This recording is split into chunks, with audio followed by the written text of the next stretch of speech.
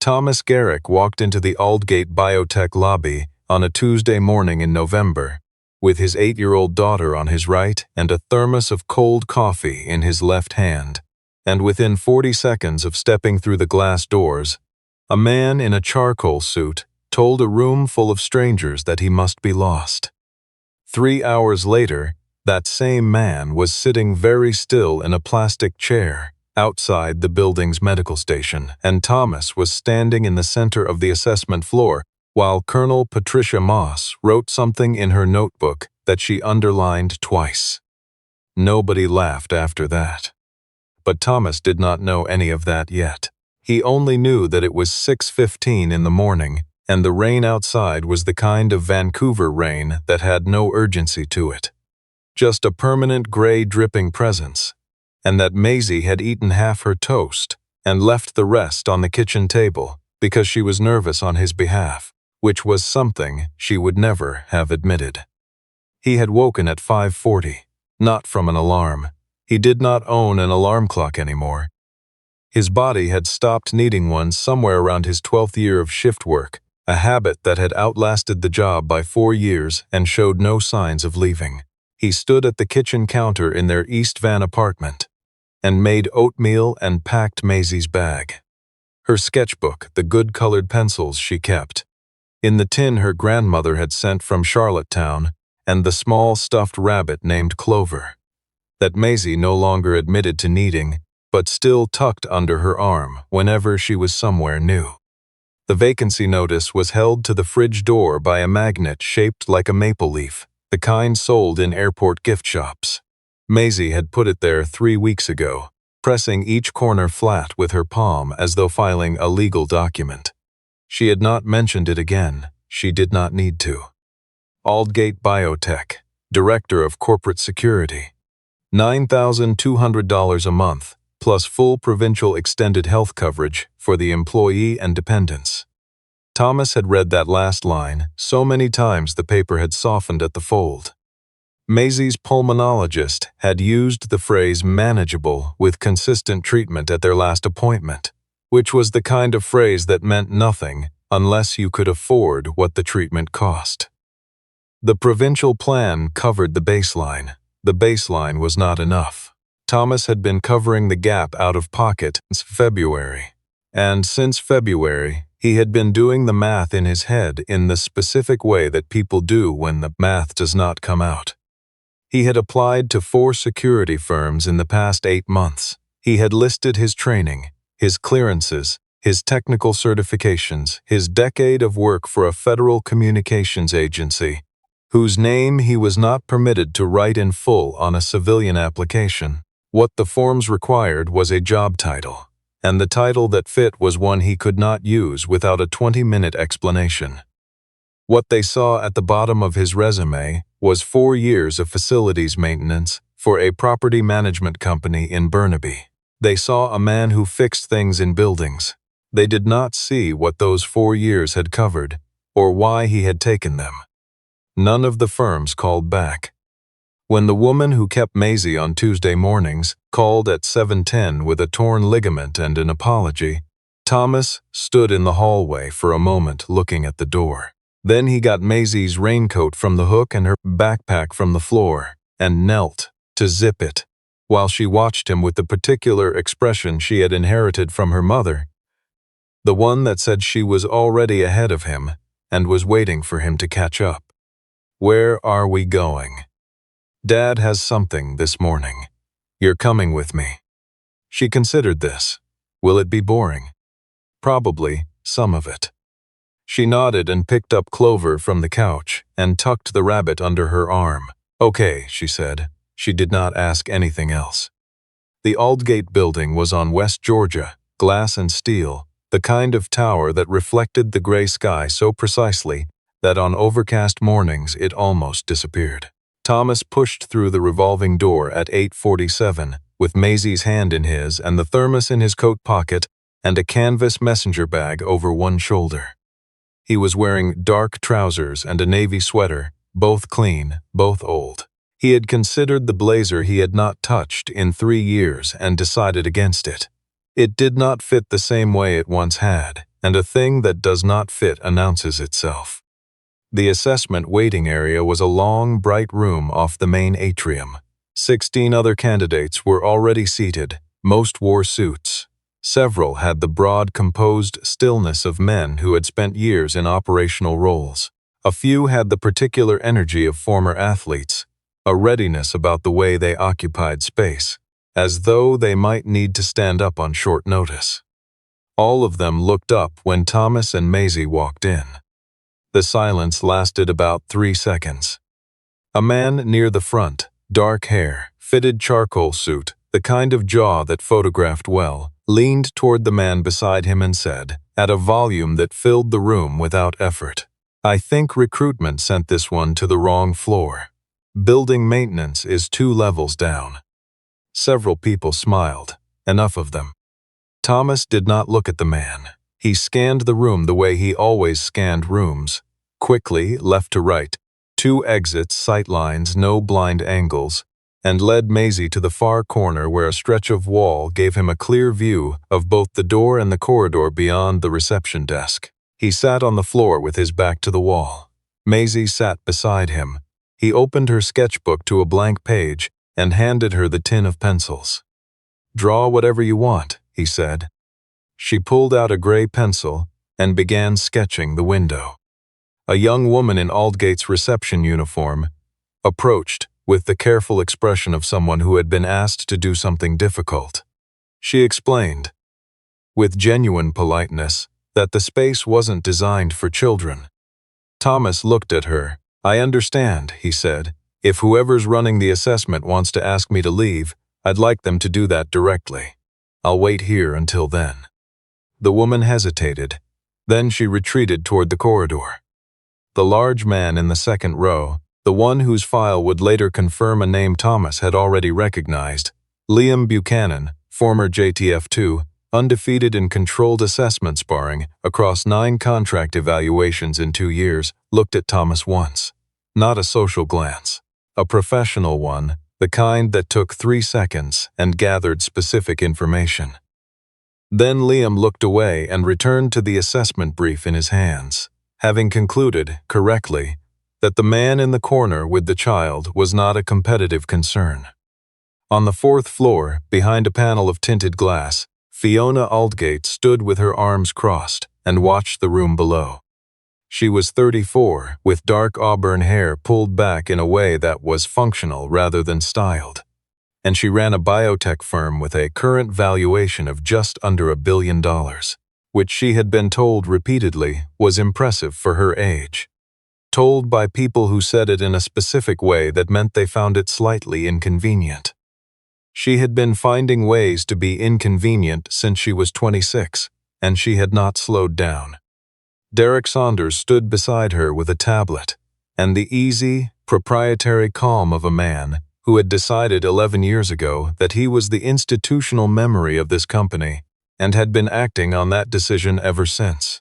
He was 51, well-dressed, the kind of handsome that had peaked at 40 and was now in a controlled descent it refused to acknowledge. He had been Aldgate Biotech's chief operating officer for the better part of a decade, and had spent the last year and a half positioning himself as the practical counterweight to Fiona's instincts. He did not say this in those words. He said things like the board's comfort level and let's not create unnecessary exposure, and Fiona, you've got the science side handled. Let me worry about operations. He said these things with the practiced warmth of a man who had rehearsed them. He was scrolling through candidate summaries now.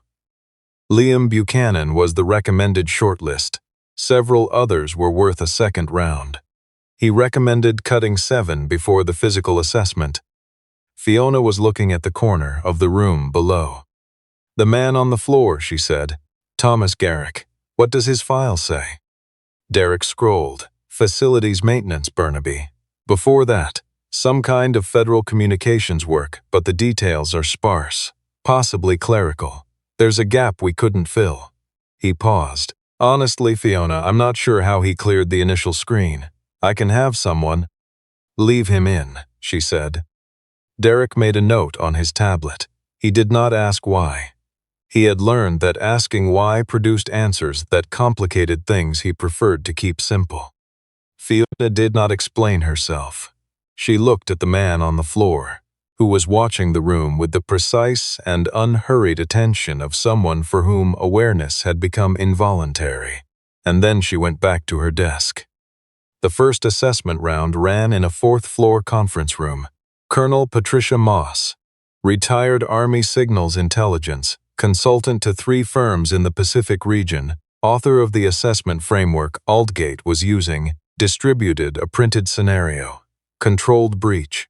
A primary and 2 secondary access points compromised simultaneously. 15 minutes. The room went quiet with the sound of pens. Connor Price, the charcoal suit from the waiting room, wrote quickly and read his answer aloud when time was called. It was correct.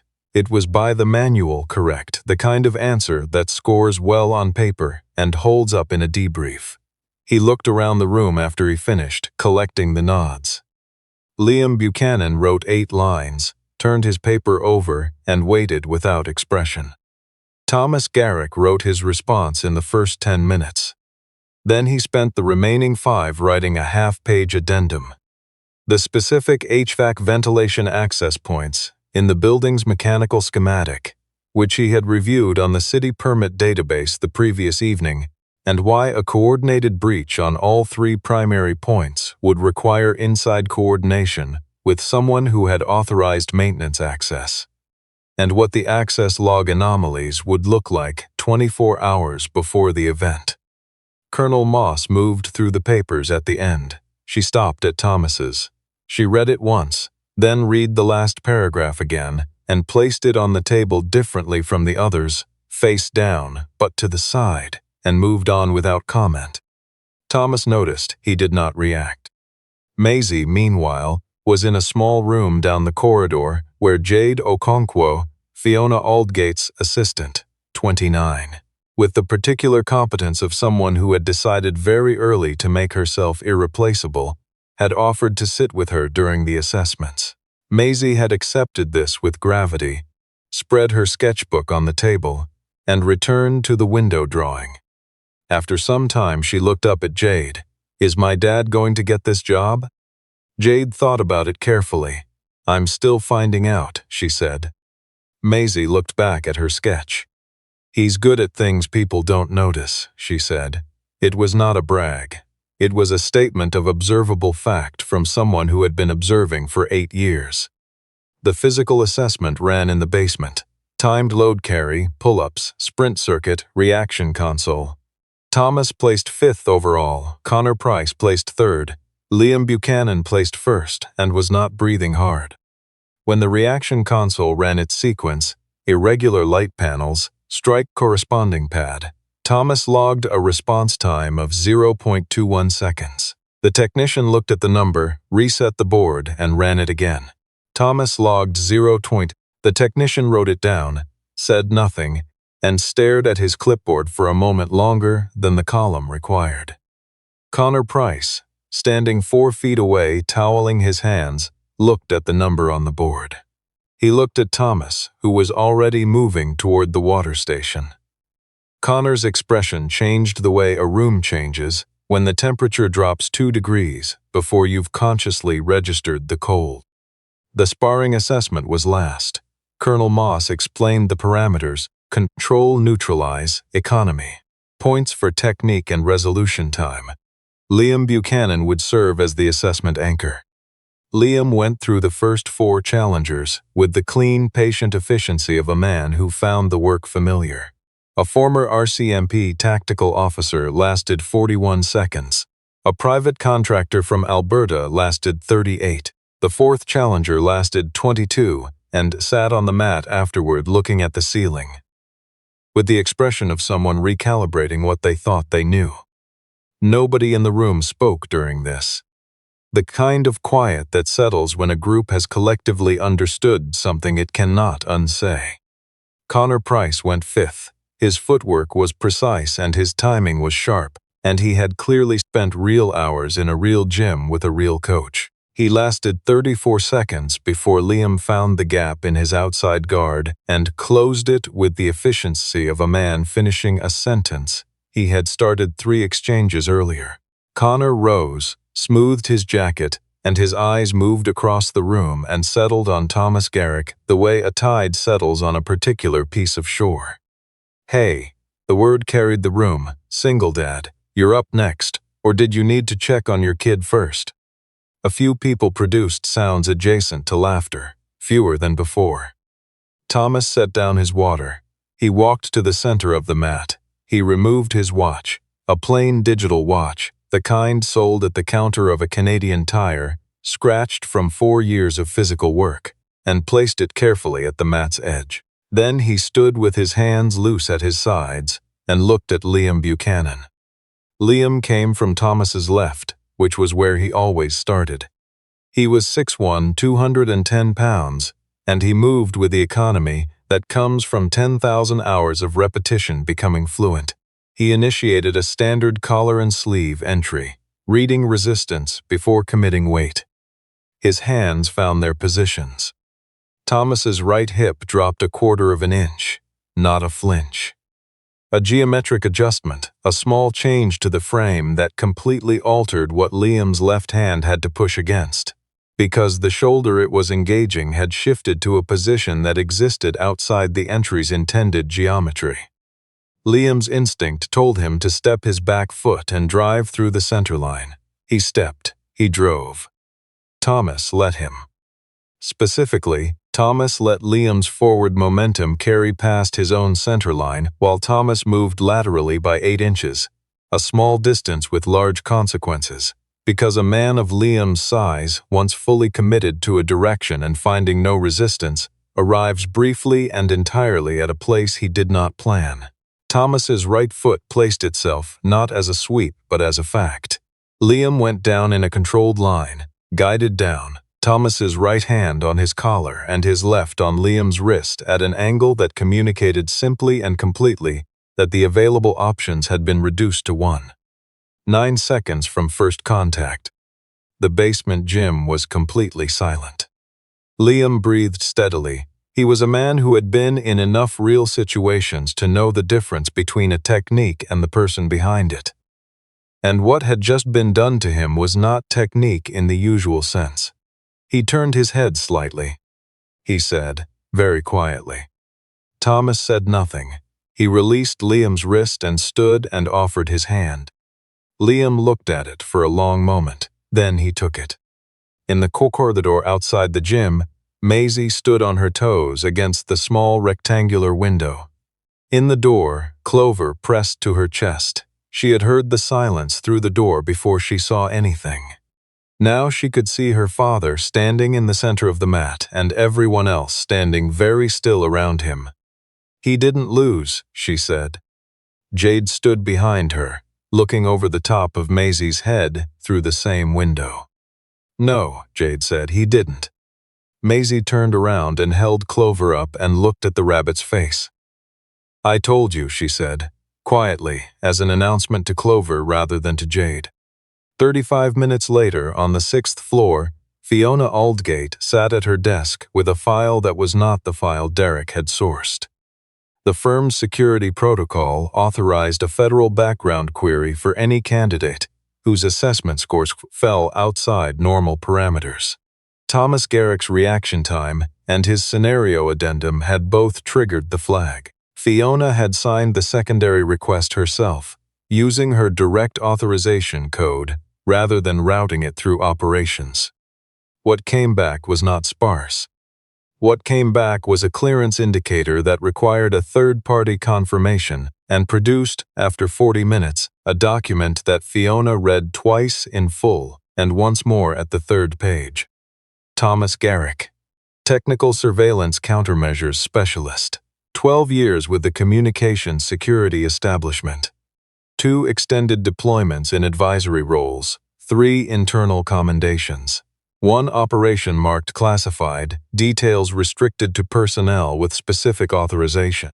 Voluntary resignation submitted 7 weeks after his wife's death in a collision on the Trans-Canada near Hope. His daughter had been 14 months old. Reason for departure. In the box the form provided: family obligation, sole caregiver, minor child. Fiona set the file on her desk and looked out the window at the rain, which was still doing its patient, permanent Vancouver thing. The buildings across the street were gray and reflective and indifferent. Jade appeared in the doorway. "He's in the corridor if you'd like to speak with him. Maisie's asleep on the bench." Fiona stood and walked to the door. Thomas was in the hallway outside the assessment waiting area, where Maisie lay on a low upholstered bench, with her cheek on her own folded arm, and Clover rising and falling on her chest with her breathing. He was not sitting. He was standing with his back at a slight angle to the wall, his gaze making a slow, habitual circuit of the corridor. Not anxious, just present, the way a person stays present when presence has become structural rather than a choice. He registered Fiona in the doorway, before she had fully stepped through it. She looked at him for a moment. Then she said, "Why did you apply for this position?" "My daughter's on a treatment protocol that the provincial plan doesn't fully cover," he said. "The salary and the extended health would close that gap, both of them." She was quiet for 4 seconds. In Fiona Aldgate's professional experience, 4 seconds of silence from her during a direct conversation was something people found significant. She was aware of this and sometimes used it intentionally. This time she was simply thinking. Before she could speak, the building's internal security notification tone sounded through the floor, a low double pulse that repeated once and stopped. Not the fire alarm. The internal breach alert. Something had happened in the building's access system that was not supposed to have happened. Jade appeared at the end of the corridor at a controlled jog. A server room on the 3rd floor registered an unauthorized access event. The door was badged open 11 minutes ago. The badge belongs to a contractor who isn't on today's scheduled roster. The lobby camera has a 12-minute gap in its continuous recording. Thomas was already moving. He stepped between Fiona and the corridor before she had finished processing what Jade had said. "Interior wall," he said, "away from the elevator bank. Jade, call building security and tell them to hold the stairwell doors on 2 and 4 from the outside. Don't send anyone into the 3rd floor. I need to see the access log." Jade had her phone out. Thomas moved down the corridor toward the stairwell at a pace that was fast but contained. The way a man moves when speed matters but panic costs more than it buys. He was back in 4 minutes. He had been in the 3rd floor server corridor, examined the door, examined the room, and returned with the access log printed from the floor's security terminal. He handed it to Fiona.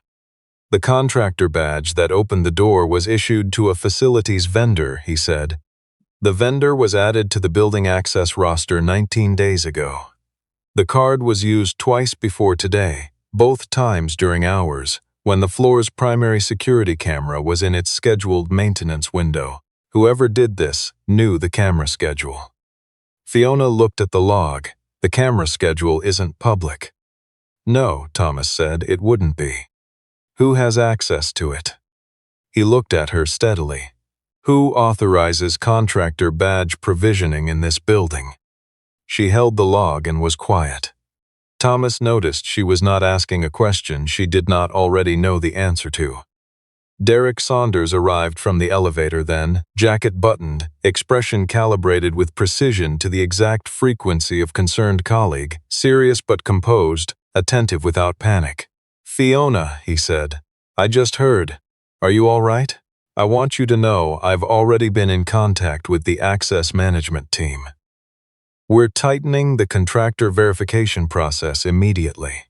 I should have pushed for this weeks ago." Thomas looked at Derek once. Not a long look.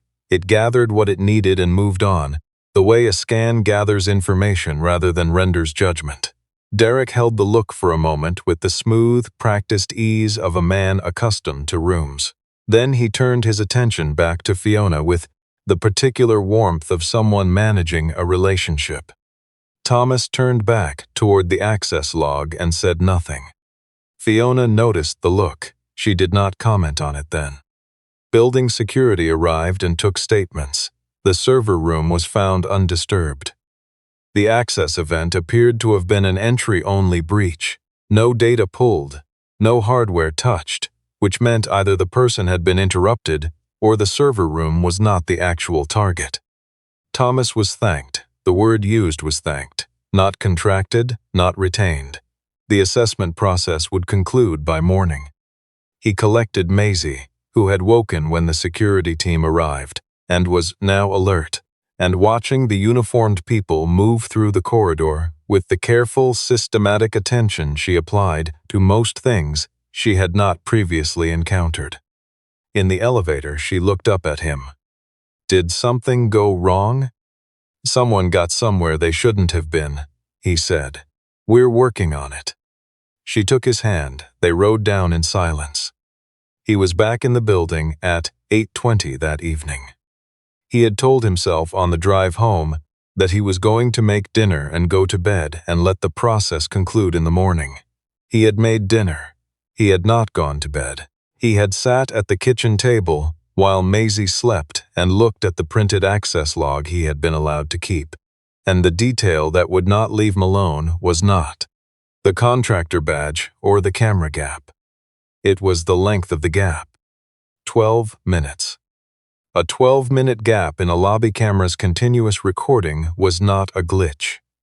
Glitches were 30 seconds, 2 minutes, a corrupted timestamp.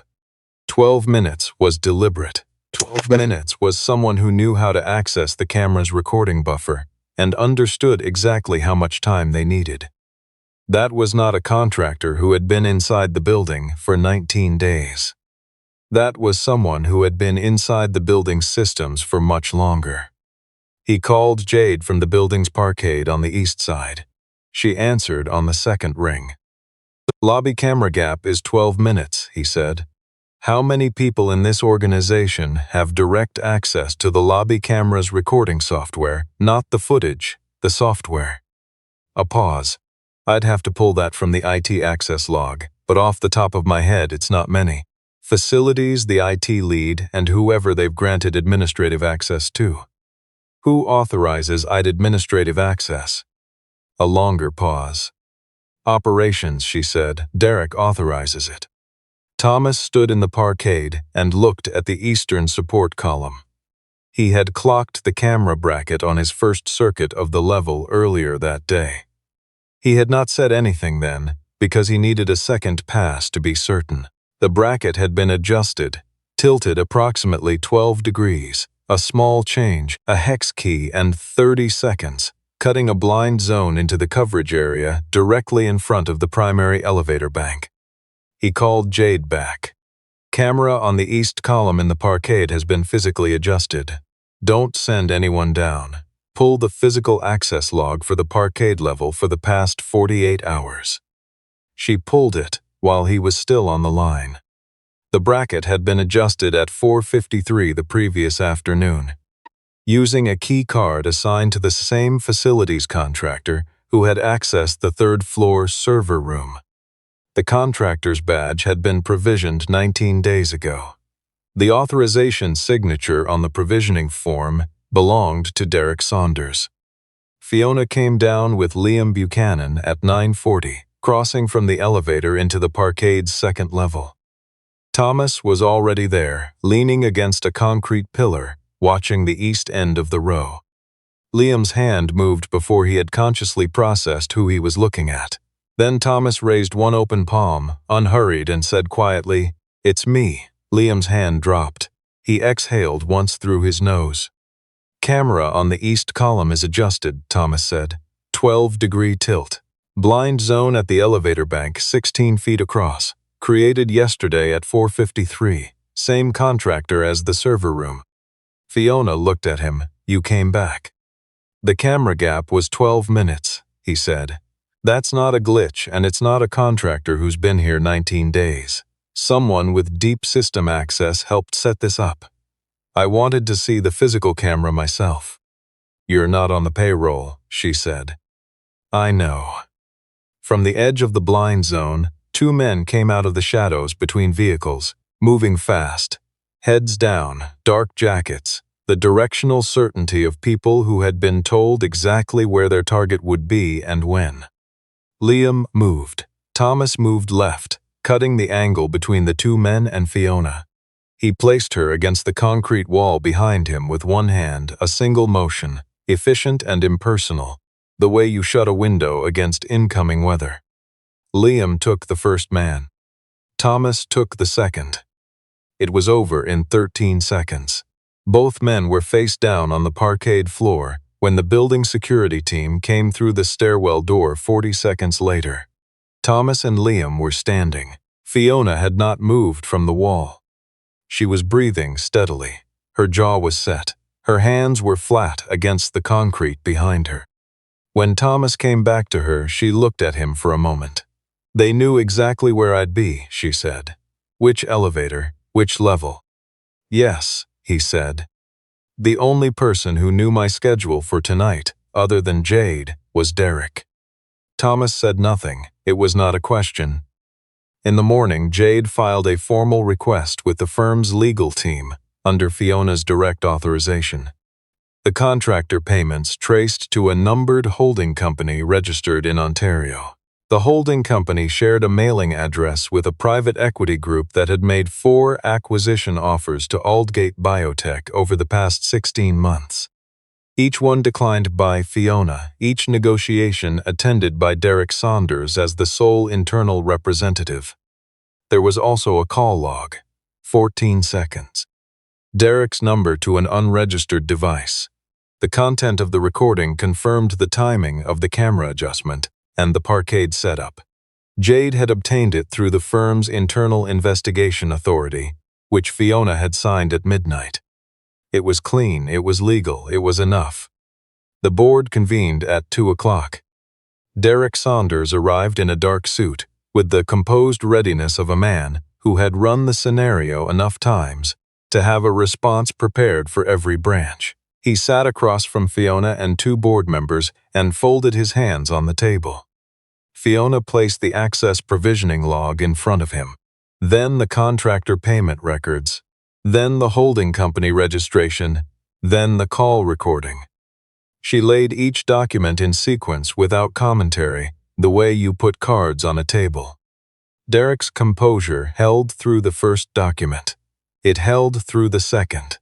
By the third, it was present but very still, the way a fire goes still when you remove the oxygen and it hasn't yet decided what to do with that information. By the fourth, he had stopped looking at the documents and was looking at Fiona. "This is circumstantial," he said. "The recording isn't," Fiona said. He said nothing. The board members asked questions for 25 minutes. Garrick answered 3. He declined to answer the 4th. His employment was suspended by unanimous consent pending formal investigation. He left his key card at the front desk. Thomas had been standing outside the boardroom through all of it, not in the room, not asked to be. When Fiona came out into the corridor, she stood for a moment in the specific way that people stand when something they have been carrying for a long time has finally been set down. And they are not yet certain what their arms are supposed to do without it. "Done," she said. Thomas nodded. She looked at him. "You never asked about what was in his file." "It wasn't my file to ask about," he said. She was quiet for a moment. Then she went back inside, and Thomas went to find Maisie. Jade had picked Maisie up from the care center 2 blocks over that morning, volunteering for it without ceremony. In the matter-of-fact way, she volunteered for most things that needed doing. Maisie was in the lobby now, with her sketchbook open on her knees, and Clover tucked against her side, examining the lobby floor with a systematic interest she applied to surfaces she had not yet catalogued. Fiona came down 11 minutes later, still in her blazer, carrying a white envelope with the slight additional care of something that has meaning beyond its weight. She crossed the lobby and stopped in front of Thomas and held the envelope out. He took it. He opened it without asking what it was, which Fiona noticed. He was a fast reader. He slowed at the second page. There was a section there about extended health coverage. Full plan, employee and dependent, effective date of first employment day, and he read that section twice. He read it a third time. Then he took the pen from his coat pocket and signed on the last line and handed the envelope back. "When do I start?" he said. "Monday," Fiona said, 8 o'clock. 7:30, he said. She looked at him. He looked at her. The lobby was quiet. The November rain was still doing its thing against the glass exterior, patient and gray and completely without drama. 7:30, Fiona said. Maisie had been tracking this conversation from her spot beside Jade, sketchbook closed now, Clover held against her sternum, her attention on the two adults the way she tracked everything, quietly and completely, missing nothing. When Fiona turned toward the door, Maisie stood up. "Excuse me," she said. Fiona stopped and looked down. "Are you going to be fair to my dad?" Maisie asked. She asked it the way she asked most things, directly, without softening, as a genuine request for information rather than a performance of politeness. Fiona crouched. Not the pantomime of crouching that adults sometimes performed around children, the demonstrative lowering, but genuinely getting down to Maisie's level, so that the difference in their height was nothing. "I'm going to try to be," Fiona said. "I don't always get it right, but I try." Maisie looked at her for a moment, assessing this answer with the full weight of her attention. Then she held Clover out with both hands, the way you offer something that matters. "You can hold Clover," she said. "Clover's good when things feel uncertain." Fiona took the rabbit. It sat in her hands, small and worn and soft, the left ear slightly flattened from years of being held. Her fingers closed around it slowly. Thomas had turned toward the revolving door. He was looking at the street outside, at the rain and the traffic, and the ordinary motion of a Tuesday evening in November. His jaw moved once. He stood very still, and did not let anyone see his face. Fiona held the rabbit for a moment longer than was necessary. Then she returned it carefully, with both hands, the way you return something that has weight beyond its size. "Thank you," she said. Maisie took Clover back and nodded, satisfied. She went to Thomas's side and took his hand. 7:30, Thomas said without turning around. 7:30, Fiona said. He pushed through the revolving door and the rain met them, and Maisie leaned slightly into his arm and they walked together toward the parkade, the two of them, father and daughter, and the small rabbit, and the city went on around them, the way cities do, which is without pause and without ceremony and without particular interest in any one person's story.